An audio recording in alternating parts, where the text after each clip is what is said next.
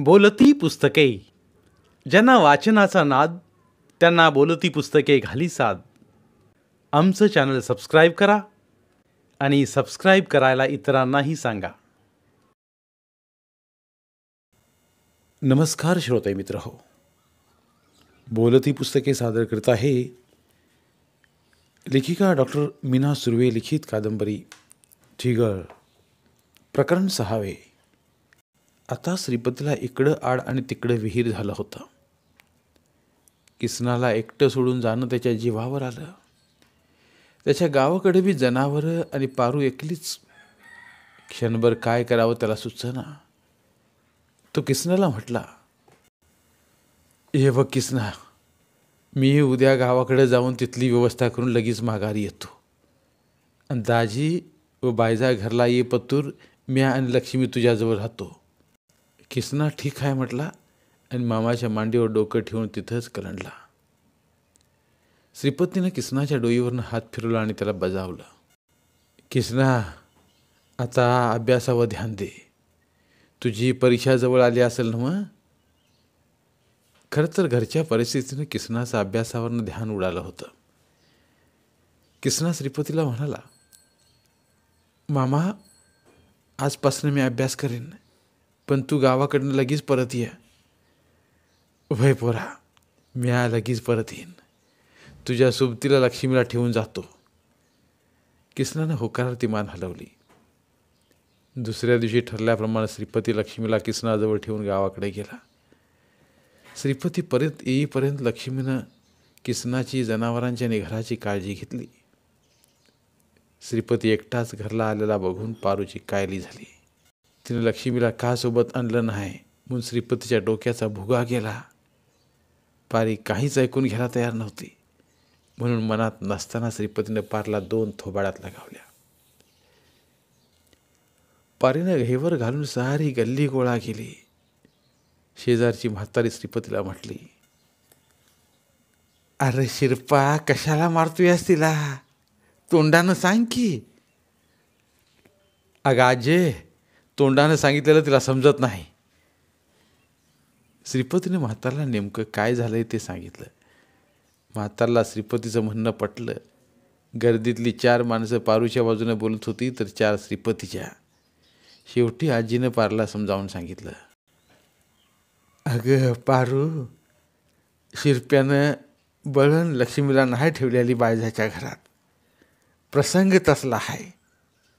अगं 4 येळा काय सांगून येत्यात होय.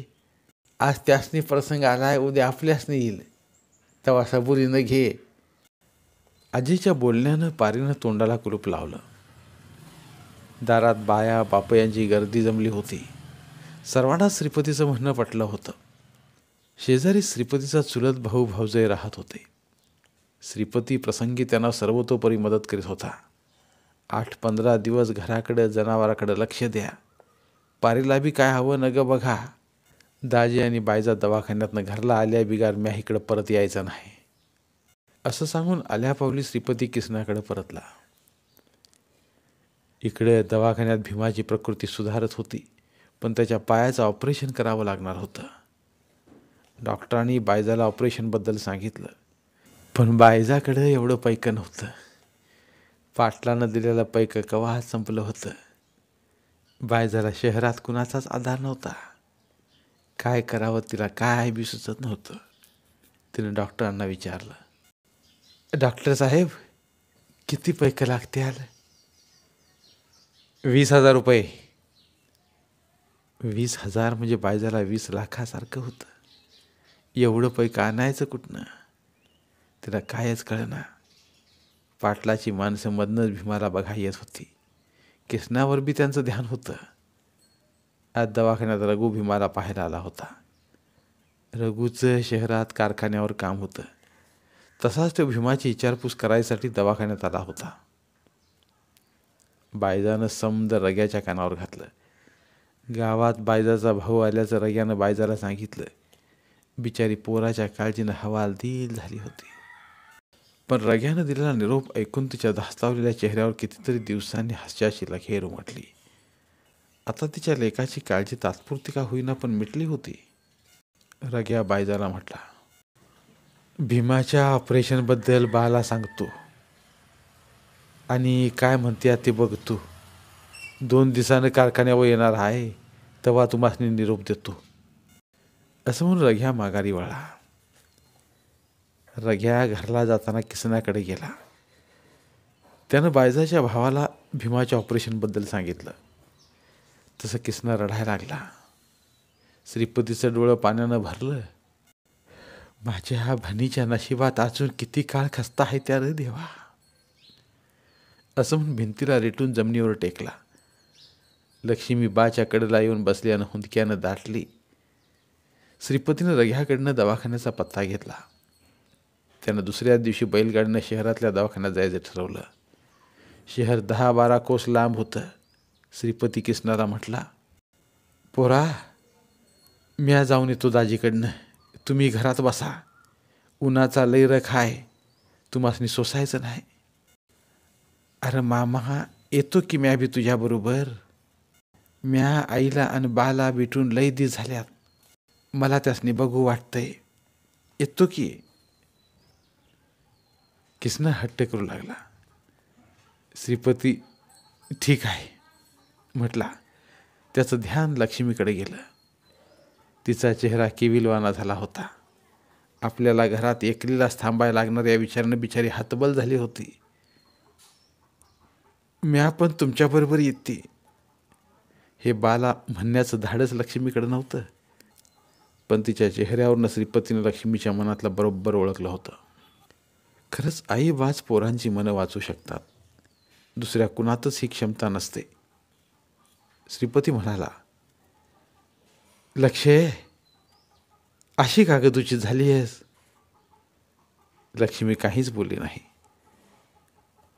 पुरी, तू बी चल उद्या आमच्याबरोबर. पाटला सारीच निघू आणि कडूचं पडस्तवर का माघारी बी येऊ.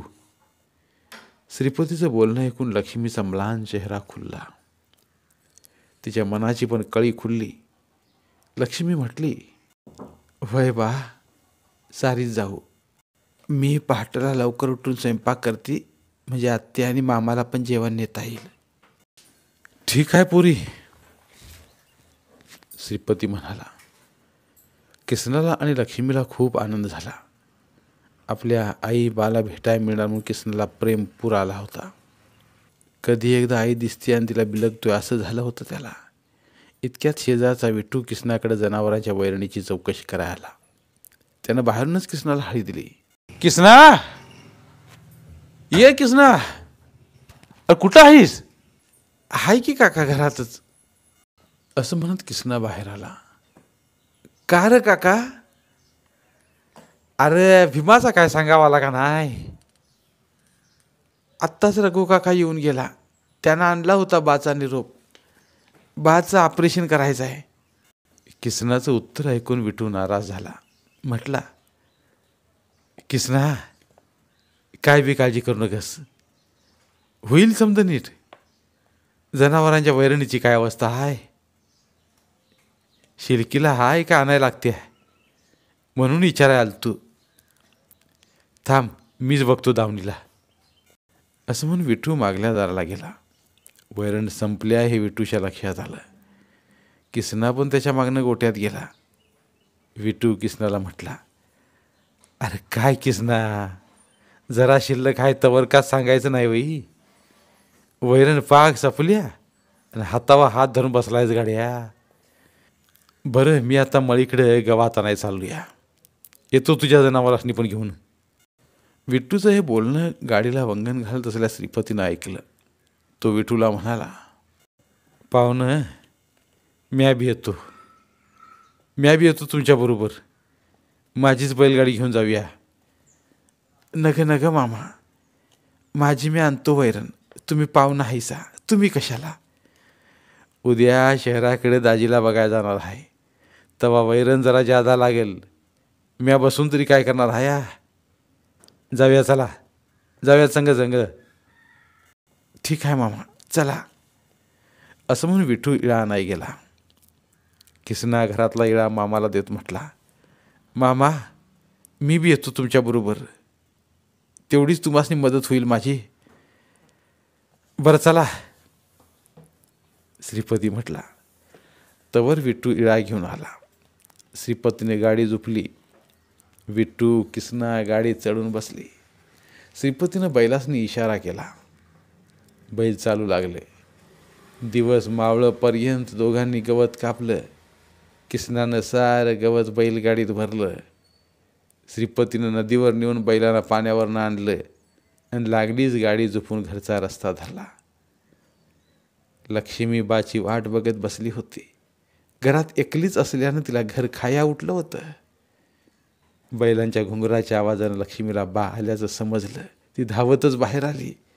बाला बघून लक्ष्मीची मुरजलेली कळी खुलली. श्रीपतीनं विठ्ठूच्या दारात बैलगाडी नेऊन अर्ध गवत उतरलं. उरलेल्या गवताची गाडी किसनानं आणि लक्ष्मीनं उतरून घेतली. दोघांनी गवत नेऊन गोठ्यात रचलं. श्रीपतीनं बैल दावणीला बांधलं. हिरवेगार गवत बघून किसनाची जनावरं हांबरू लागली. त्यानं समद्या जनावरांनी गवत घातलं. जनावरांनी पोटभर गवत खाल्लं. रवत करीत बसली. लक्ष्ये, जरा चहा टाक पुरी, श्रीपती म्हटला.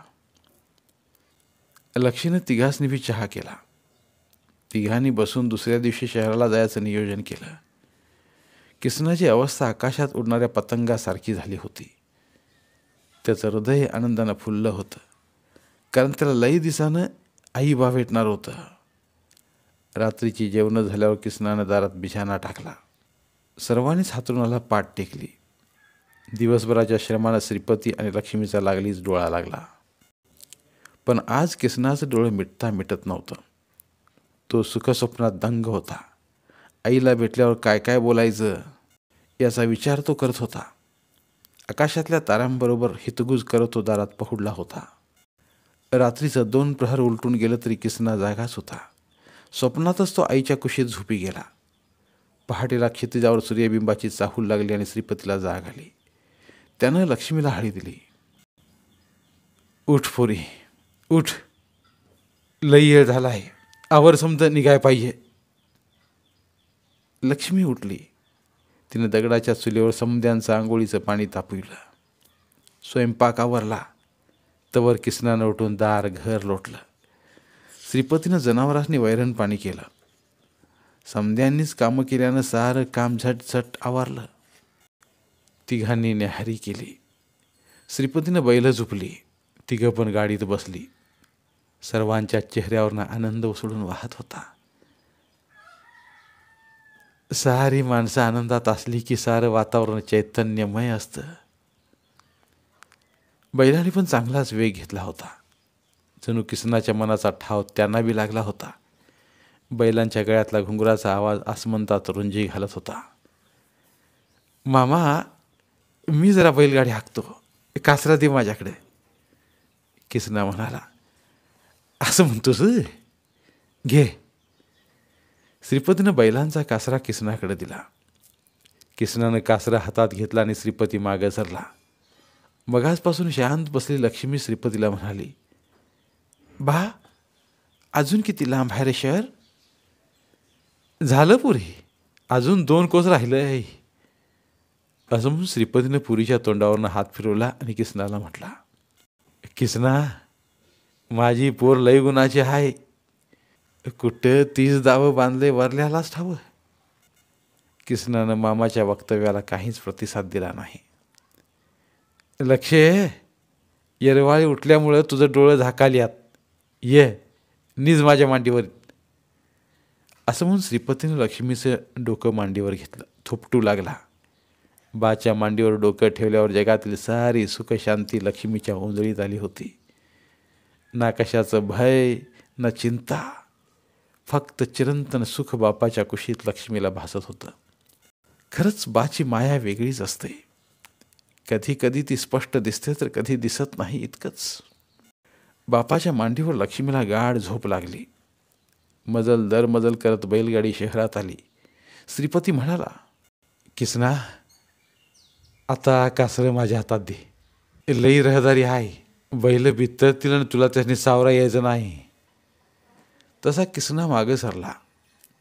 अनावधानानं श्रीपतीनं लक्ष्मीचं डोकं किसनाच्या मांडीवर अलगद ठेवलं आणि म्हटला, पोरीची झोप पुरती झालेली नाही, तिला उठवू नगेस, झोपू दे. किसनाला आता काय करावं सुचना. तो न हलता गप्प बसून होता. लक्ष्मीचा स्पर्श त्याला अनोळखी पण सुखद वाटत होता. असं असलं तरी कधी एकदा लक्ष्मी त्याच्या मांडीवरनं डोकं काढते असं त्याला झालं होतं. लक्ष्मी गाढ झोपत होती. रग्यानं सांगितला दवाखान्याचा पत्ता. श्रीपतीने शहरातल्या एका दुकानात विचारला आणि बैलगाडी त्या दिशेनं हाकली. इतक्यात लक्ष्मीला जाग आली आणि किसनाच्या मांडीवर स्वतःला पाहून थोडीशी बावरलीच ती पटकन उठून बसली. थोड्या वेळातच बैलगाडी दवाखान्याच्या आवारात आली. रात्रीपासून बायजाच्या डोळ्याची डावी पापणी फरफरत होती. आज काहीतरी चांगलं घडणार आहे असं तिला पहाटपासूनच वाटत होतं. माय लेकाची भेट यासारखा दुसरा आनंदाचा क्षण तो कुठला? आणि बायजासोबत आज तेच घडणार होतं याची मात्र तिला जाणीव नव्हती. भीमाची झोप लागल्या म्हणून बायजा दवाखान्याच्या पायरीवर मोकळ्या हवेत येऊन बसली होती. अचानक येऊन थांबल्या बैलगाडीकडे बायजाचं लक्ष गेलं. बायजानं उठून बैलगाडीला बारकाईनं निहाळली आणि तिला जे दृश्य दिसलं होतं त्या दृश्यानं ती भारावून गेली. साऱ्या जगात या दृश्यापेक्षा सुंदर आणि अप्रतिम दृश्य तिच्यासाठी कोणतंच नव्हतं. ज्या पोराच्या काळजीनं तिला दवाखान्यात रात्रंदिवस चैन पडत नव्हता, आज तेच पोर तिच्या दृष्टिक्षेपात होतं. किसनाची आणि बायजाची दृष्टादृष्ट झाली आणि तीर कमाडीतनं सुटावा तसा वाऱ्याच्या वेगानं किसना बायजाकडे धावला. सासरू नैनानी किसनाला बायजानं कवेत घेतलं आणि माय लेकरांनी स्वर्ग सुखाचा भास झाला. आत्तापर्यंत एवढे दिवस किसना आणि बायजा एकमेकांपासून कधीच दूर राहिली नव्हती. बायजाला पोराशी काय बोलावं ते सुचत नव्हतं. ती निशब्द झाली होती. पोराच्या डोक्यावरनं पाठीवरनं एकसारखा हात ती फिरवत होती. डोळ्यातल्या अश्रूंचा अभिषेक किसनावर होत होता. माझं बाळ ते म्हणून बायजानं त्याला अंजारलं, गोंजारलं आणि पदराच्या शेवटानं किसनाचा घामावलेला चेहरा अलगद टिपला. किसनाला आईच्या पदराचा उबदार स्पर्श मौशार दुलईसारखा वाटत होता. तिच्या पदरापुढं ढाक्याची मलमली बी फिक्की पडत होती. मायलेकांचं प्रेम बघून आवारातल्या माणसांचं पण डोळं पाण्यावलं. धन्यवाद. उर्वरित कादंबरी पुढील भागात. धन्यवाद. प्रिय श्रोते मित्र हो, आपल्यासाठी एक आवाहन. आमच्या चॅनलच्या प्लेलिस्ट विभागात तुमच्यासाठी शेकडो कादंबऱ्यांचे ऑडिओ बुक्स उपलब्ध आहेत. तिथे प्रत्येक कादंबरीचे सर्व भाग एकत्रित मिळतील. त्यामुळे सध्या सुरू असलेल्या क्रमशः कादंबरीच्या पुढील भागासाठी वाट पाहण्याची गरज नाही. तुमच्या वेळेनुसार तुम्ही संपूर्ण कादंबरी सलगपणे ऐकू शकतात आणि साहित्याचा आस्वाद घेऊ शकता. कृपया आमच्या चॅनलच्या होमपेजवर जाऊन प्लेलिस्ट चेक करा आणि तुमची आवडती कादंबरी निवडा. धन्यवाद.